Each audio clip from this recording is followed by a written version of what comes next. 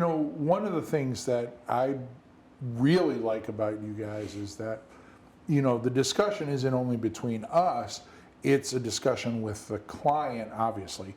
But, I work with some other builders, and it's like the homeowner, I start questioning, okay, the price of this is probably getting up there, and it's probably challenging your budget. And so then we ask the builder, hey, can you provide a number? Well, we really need to have drawings and framing drawings so I can send it out to my subs. And I'm always sitting there going, okay, when we first met you, Mr. or Mrs. Builder, you sat there and told us how you were the right person for the job. You've been doing this for 30 years or 25 years, and I can't give you a floor plan and some general notes.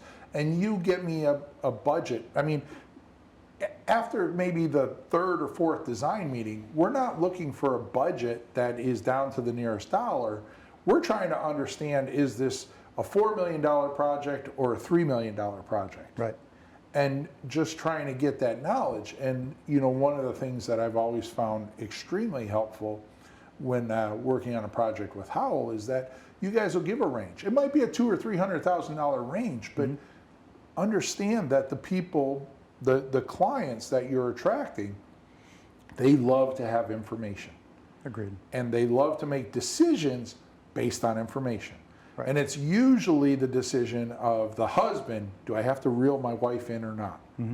Right? Like, is she going crazy here with her, I want this, I need that, I need this. And it can happen quickly in design. And right? it can happen quickly. It's invigorating. It's very exciting. Yeah, like I want a quickly fireplace. It wants to scale be a up. stone fireplace. It's going 2 stories. Can we get a second fireplace in the master bedroom since it's stacked on there? Right. Not understanding that that's a $90,000 fireplace all of a sudden. Exactly. That just got added to the project. Yeah.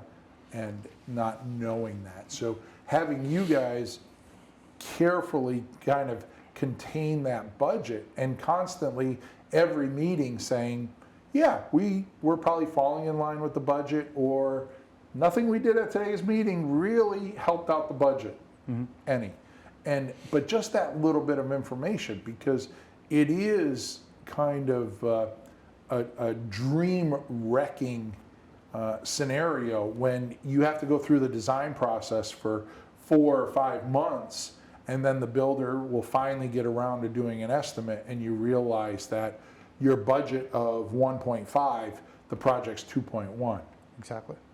And then they look at me and say, well, we need to cut out 600,000. I look at the builder and say, yeah, where do we do this? And we both are sitting there going, yeah, you can't do that. It's not fun for anyone. And I've heard from clients too, is if when they see that on paper, even though it's just on paper, it's an easy, relatively cheap time to make changes, they feel like they're losing things by having them cut out, even though they never had it. So you get on paper, they're envisioning themselves, their family living in this property. And so that's the exact typical reactive nature that has been design a project fully, hand it to a builder. And we try to be much more proactive. So we'll early on, sometimes before there's a design team even involved, we'll do a pro forma budget. And we'll just do it based on a verbally described project, because you're right. I mean, we've been in business 28 years. We have a lot of historical data in the company and a lot of experts in the company. And so if a client describes to me what type of house they're looking to build, and we can go on size, shape, rough number of bedrooms, I think a little bit about site work, location. We'll go deeper. We'll start thinking about if there's ledge, septic, sewer, water, power. Any one-off items that don't equate to square footage numbers, like a theater, tree removal, pool, lightning protection, pool house, whatever it is, we'll map that out for the client early to be used as a planning tool for design. To just say, I know you said you want a 10,000 square foot house, but based on the budget and all the other things you want, it's a 6,000 square foot house. And it might be 55 to 65, because we're going to give them a 20-30% range, because there's a lot up in the air. But that's our cost opinion early on to be used as a planning tool as we design.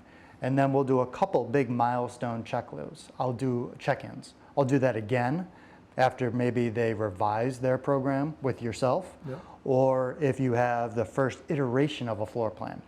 Even if it's a sketch, we'll redo that. Then once we start getting closer, we start increasing all of our estimates with precision.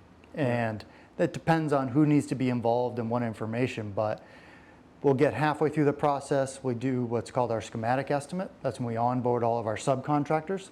If it's a new house, they're going through the plans and they're pricing their work.